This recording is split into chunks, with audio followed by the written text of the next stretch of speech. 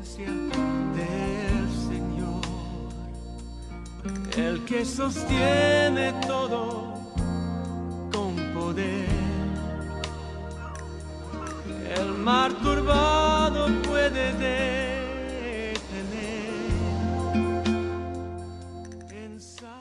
Estimados hermanos de la fe, amigos y todo aquel que es motivado por el Espíritu Santo a escuchar su palabra,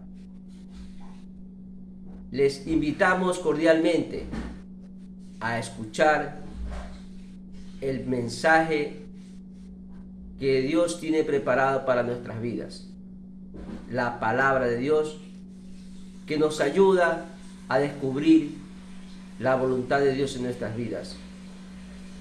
Siéntanse regocijados de esta gran bendición.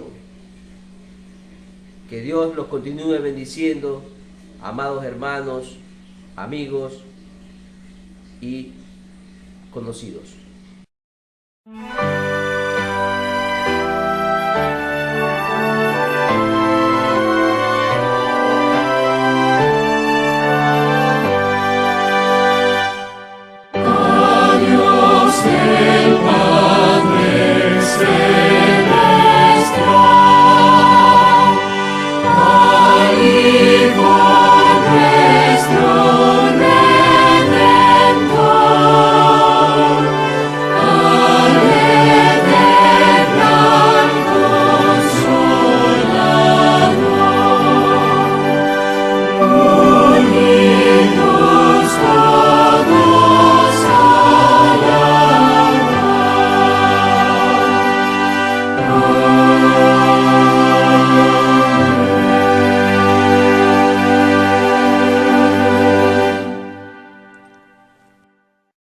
Muy buenos días, sean bienvenidos al culto devocional del Templo Evangélico Alianza Vivir en Cristo. Si hay una realidad es que usted va a cosechar lo que siembra. Si usted pone una semilla, va a dar como resultado el fruto de la semilla dado, ya que Dios dio una estructura única que los científicos le llaman ADN. Ácido desoxirribonucleico en el núcleo de cada célula. Con respecto a esto, nuestro Señor Jesús puso muchos ejemplos de que usted va a cosechar lo que siembra. En el sermón de la bienaventuranza hay dos bienaventuranzas específicas sobre estas.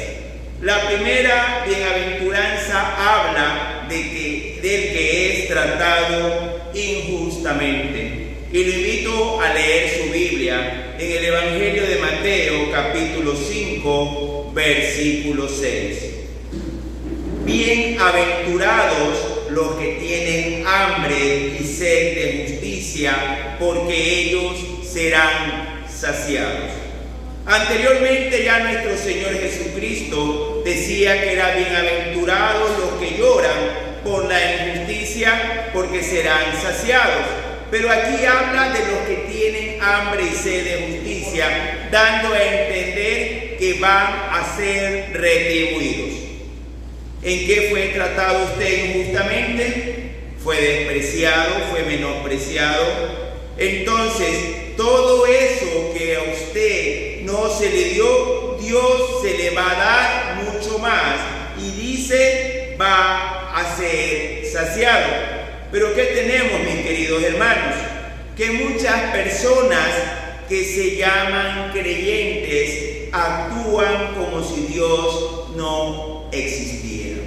Y vemos cristianos con doble vida, ladrones, adúlteros, que roban de los diezmos, roban de las ofrendas, que son personas que tienen un testimonio distante a lo que ellos llaman o dicen tener.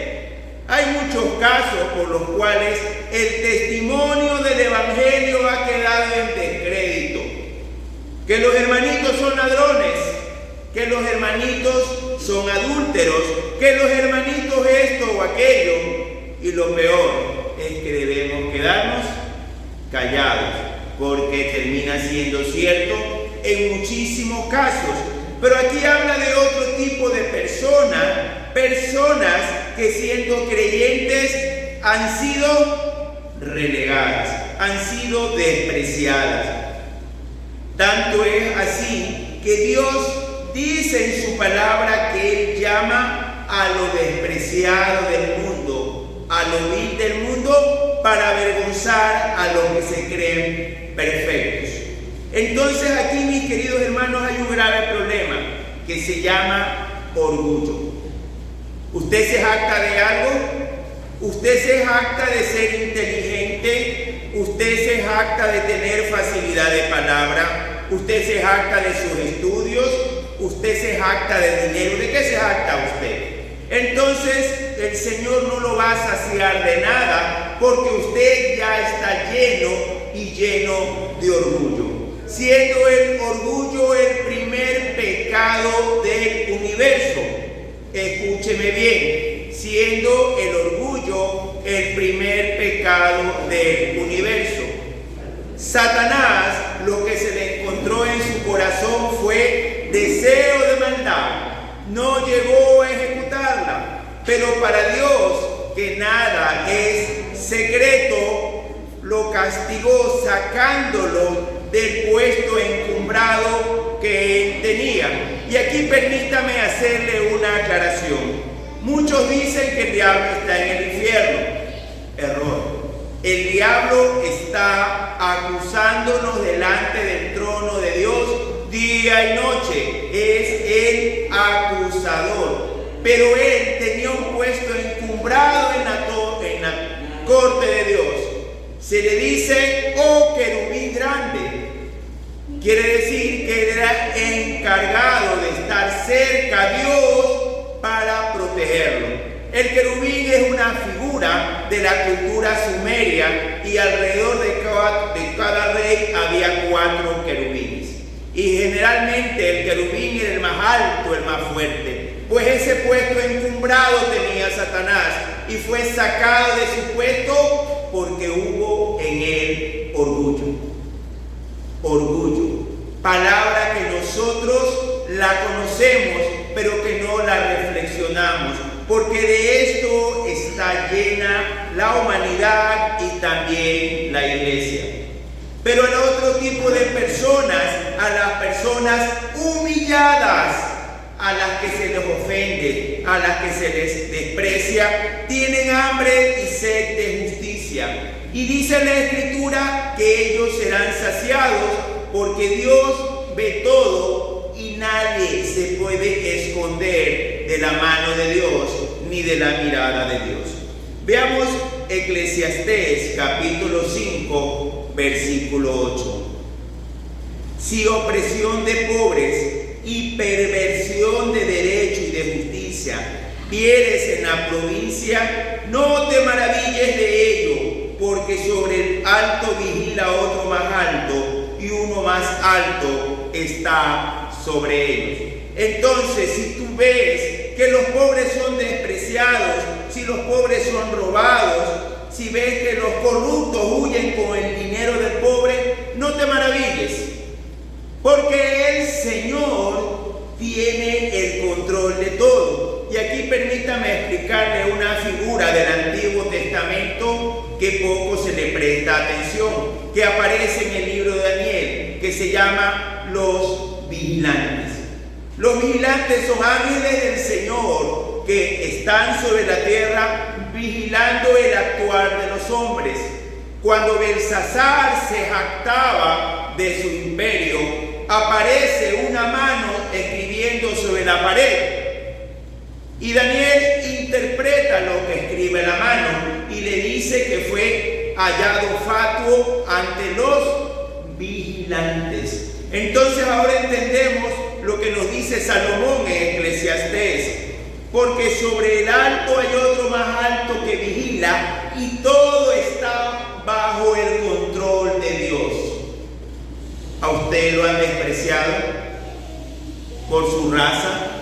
¿A usted lo han despreciado por el color de su piel? ¿A usted lo han despreciado por su posición económica? A usted no le han dado el ascenso o el puesto merecido a su trabajo porque no tiene apellidos que digan de su pedigrí, y uso la palabra pedigrí. Mis queridos hermanos, entonces no te maravilles, pero recuerda que todo está siendo visto por Dios y por sus delegados, que en este caso son los altos. Estos altos el Antiguo Testamento le llama los vigilantes, y están, claro que están permanentes, viendo lo que hacen los hombres. Muchas veces pensamos que podemos burlar a Dios, y esto no es así. Estas personas serán saciadas. ¿Qué quiere decir saciado? Que le va a dar Dios mucho, mucho más de lo que le fue estimado a usted. Veamos Apocalipsis capítulo 7, versículos del 13 al 17. Entonces uno de los ancianos habló diciéndome: estos que están vestidos de ropas blancas, ¿quiénes son y de dónde han venido? Yo le dije: Señor, tú lo sabes. Y él me dijo: estos son los que han salido de la gran tribulación y han lavado sus ropas y las han emblanquecido en la sangre del Cordero. Por esto están delante del trono de Dios y le sirven día y noche en su templo, y el que está sentado sobre el trono extenderá su tabernáculo sobre ellos.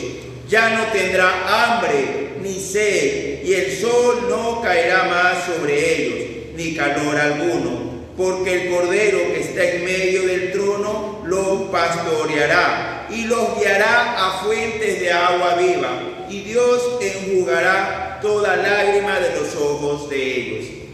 Aquí Juan, el que escribe el Apocalipsis, está maravillado. Ve una multitud de personas y pregunta a Juan: ¿quiénes son? Son los que han salido de la gran tribulación y han lavado sus ropas y las han emblanquecido en la sangre del Cordero. Esto es una figura metafórica. La gran tribulación se refiere al tiempo de existencia de la humanidad. ¿Por qué sabemos que no se refiere a la tribulación del tiempo del Apocalipsis? Porque estas personas son todas las personas que han lavado su vida con la sangre de Jesús. Todos vamos cargados de pecado ante el Señor, pero estos pecados quedan emblanquecidos cuando la sangre de Jesús los lava, nos limpia. Entonces, mis queridos hermanos, usted ha salido de la tribulación de este mundo, ha lavado sus ropas en la sangre de Jesús, usted es santo. Pero no santo porque es completo, puro y perfecto, sino porque la santidad de Jesús se le imputa a usted. En las 13 cartas paulinas, Saulo de Tarso, cuando escribe a todos los creyentes, les dice: a los santos que están en Corintio, a los santos que están en Éfeso, porque la justicia de Jesús es imputada a usted. Por eso a los cristianos se nos llama justificados. Piense que tiene una deuda gigante, impagable, la deuda de pecado, y viene su hermano mayor y se la paga toda. Esa es la figura de la justificación. Nuestro hermano mayor, Jesús de Nazaret, pagó nuestra deuda de pecado, sea cual haya sido su pecado. No hay pecado pequeño para que lo pague Jesús. Pero a estas personas que han tenido opresión y perversión de derecho, Dios le promete que están delante del trono de Dios. ¿Le parece poca bendición? Dice que ya no va a padecer hambre ni sed, y que ya no va a tener cansancio por el sol o el calor, porque Jesús mismo nos guiará a sendas de agua viva. Definitivamente lo que ha sucedido en los últimos 2 años nos ha demostrado la existencia de Dios. Muchas personas se jactaban de su poder económico, muchas personas se jactaban de sus influencias y murieron por COVID. Y personas que no tenían ese poder económico sobrevivieron a pesar de estar gravísimos. ¿Por qué? Porque Dios es el que tiene el control de la vida y de la muerte. La vida que es el Espíritu de Dios que es soplado en nuestras narices. Cuando Dios crea a Adán, sopla sobre su nariz aliento de vida, el cual es el Espíritu. La Biblia nos enseña que cuando una persona muere, le devuelve ese aliento de vida a Dios. Entonces, usted que es un alma que vive en un cuerpo, tiene un aliento de vida. Y no importa lo que diga el doctor, quien da o quita ese aliento de vida se llama Dios. Solo Dios tiene el control de todo. Y Dios da, Dios quita, Dios corta la vida conforme su voluntad. Una de las historias bíblicas más impactantes es la del rey Ezequías. Ezequías fue un buen rey que suprimió los ídolos, las imágenes y restableció el culto en Jerusalén. Y un día le tocan la puerta el gran profeta Isaías y le dice a Ezequías: arregla tu casa. No se refiere a limpiar, ni se refiere a arreglar los papeles, escrituras y todas estas cosas, porque vas a morir. Y Ezequías no le responde nada al profeta, sino que da la espalda y va contra la pared y llora ante Dios. Y le dice: Señor, yo destruí los altares, destruí las imágenes de acera, restablecí tu culto, te pido vida. Ya Isaías se había ido, pero no había cruzado la calle y tuvo que regresarse. Dios te manda a decir que tienes 15 años más de vida. Hazte una masa de higo y ponlo sobre tu herida. Y así fue tal como lo dijo el profeta. 15 años más de vida. ¿Por qué? Porque él le pidió al Dios vivo y verdadero: dame la vida. Lo más probable es que la llaga del rey Ezequías era sido incurable. Pero ¿quién da la vida? Dios. ¿Quién quita la vida? Dios. Entonces, mis queridos hermanos, todo lo que usted haga, así sea tratado injustamente, lo está siendo observado por Dios. Y Dios se lo va a retribuir, y como vemos en el texto en Apocalipsis, muchísimo más. Ahora hay otra bienaventuranza que también tiene que ver con lo que se siembra en esta vida, y la encontramos en Mateo capítulo 5 versículo 7. Bienaventurados los misericordiosos, porque ellos alcanzarán misericordia. Mis queridos hermanos, nunca se olvide: quien le da al pobre lo hace a Dios deudor. Nunca se olvide que a usted, que es de polvo, le deba el Dios del universo. Pero vamos a ver que muchas veces no somos misericordiosos, a pesar de creer que damos. Veamos el primer acto de misericordia, y lo vemos en Efesios capítulo 6, versículos 2 y 3. Honra a tu padre y a tu madre, que es el primer mandamiento con promesa, para que te vaya bien y seas de larga vida sobre la tierra. Es muy conocido casos de personas prominentes de la sociedad que una vez que su padre está senil, pasa los 75, 80 años, textualmente lo van a tirar a un hospicio. Dejan una cantidad de dinero y entre comillas para que no moleste. Pero la Biblia nos dice otra cosa, que usted debe ser misericordioso empezando por papá y mamá, por quienes no solo te dieron la vida, te cuidaron. Para todos es conocido que los 2 primeros años de vida son de muchas enfermedades y fiebre. Y quien se amanece con el bebé, con la fiebre, los cólicos y todo esto es papá y mamá. Luego llegan los años que hay que comprar ropa y comprar medicina y los estudios. y quien se esfuerza es papá y mamá. Entonces, la primera misericordia que debemos tener todos es honra a padre y madre.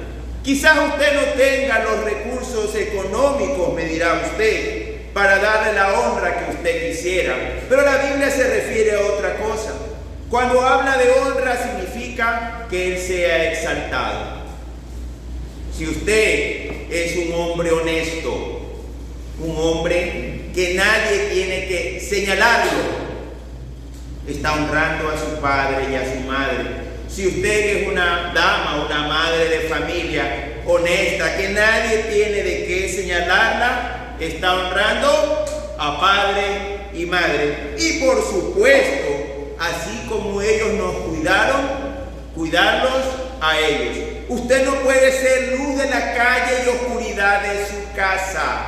Primero debe ser misericordioso para con sus padres. Lo segundo, es obligación ser religioso. El día de hoy la palabra religión es una palabra que es criticada, pero la Biblia nos manda a ser religiosos, pero no religión cumpliendo una serie de dogmas. La religión bíblica es otra cosa. Y lo invito a ver Santiago capítulo 1 versículo 27. La religión pura y sin mácula delante de Dios el Padre es esta: visitar a los huérfanos y a las viudas en sus tribulaciones y guardarse sin mancha del mundo. Esa es la religión que Dios quiere que usted practique. Ayude a todo el necesitado, viuda, huérfano, desempleado, ayúdelo, sin pensar en nada a cambio, y apártese del pecado. Hay muchas personas que se jactan de todos los actos sociales y todo el dinero que dan para los pobres, entre comillas, pero eso sí, son grandes galanes que tienen muchas mujeres. Son personas que consumen alcohol y drogas. Entonces esto no es agradable a Dios. Lo agradable a Dios es que usted ayude, pero se aparte del pecado, guardarse sin mancha del mundo.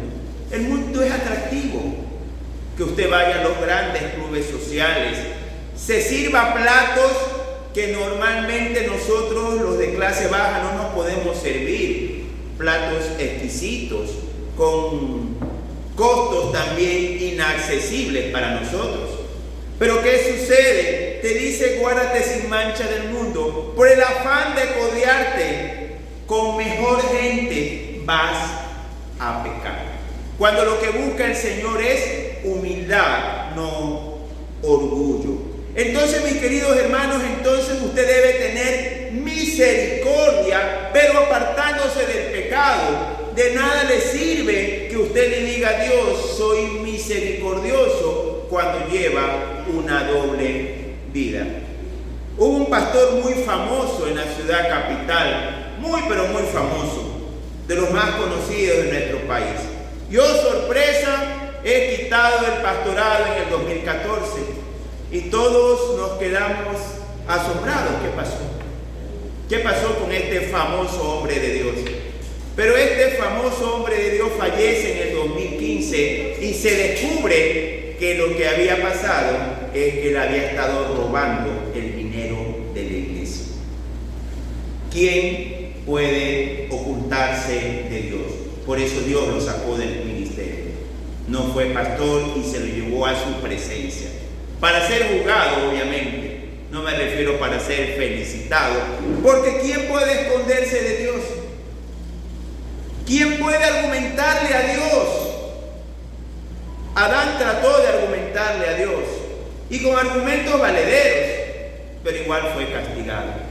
Entonces, mis queridos hermanos, la religión pura ante Dios es que usted ayude y sea misericordioso, porque eso lo pide el Señor, empezando por sus padres, pero apartándose del pecado. La religión popular habla de que hay pecados pequeños y pecados grandes, mentiras blancas y mentiras pequeñas, y eso es mentira. Veamos Santiago capítulo 2, versículos del 10 al 13. Porque cualquiera que guardare toda la ley, pero ofendiere en un punto, se hace culpable de todos. Porque el que dijo, no cometerás adulterio, también ha dicho, no matarás. Ahora bien, si no cometes adulterio, pero matas, te has hecho transgresor de toda la ley. Así hablad y así haced, como los que habéis de ser juzgados por la ley de la libertad. Porque juicio sin misericordia se hará con aquel que no hiciere misericordia, y la misericordia triunfa sobre el juicio. Hermanos, si usted miente con algo muy pequeño, es culpable, tal cual fueron asesinos. Porque el pecado es desobedecer a Dios. Escúcheme bien. Y la desobediencia es desobediencia. No se deje llevar por los criterios populares. Una mentirita pequeña. Dios se hace de la vista gorda, Dios te va a perdonar. No, no hay pecado pequeño. Y los cristianos no jugamos con el pecado. Somos tangentes. No jugamos con el pecado. Usted debe ser, con lo que respecta al pecado, determinante. No.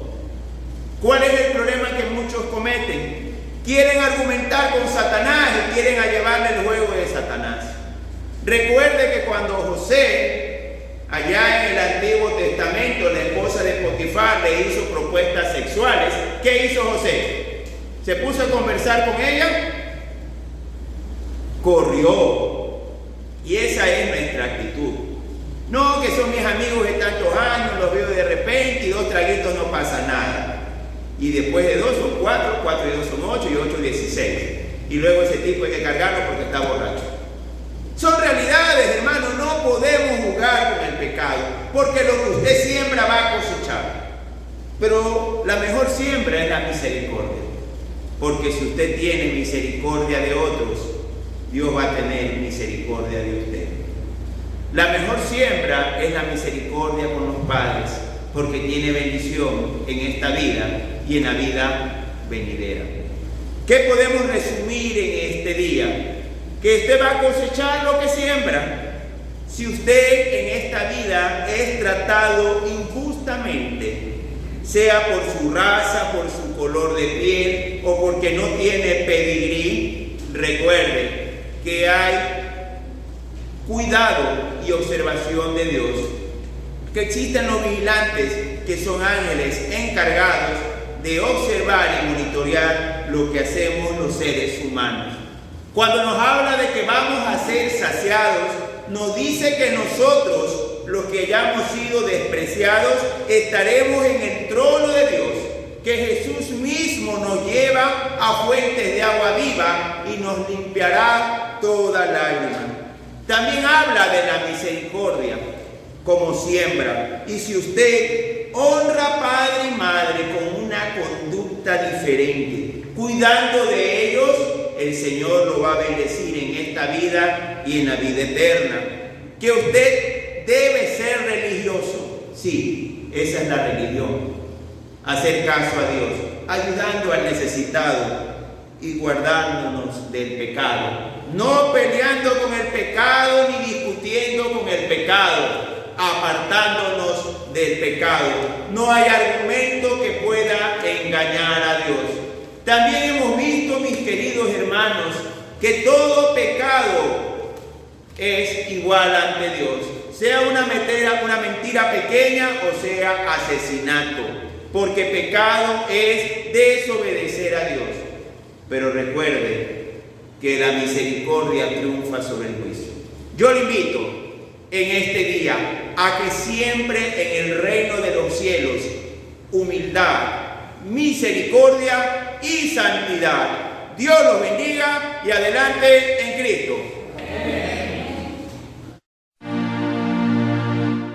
Dios te bendiga, protección te dé.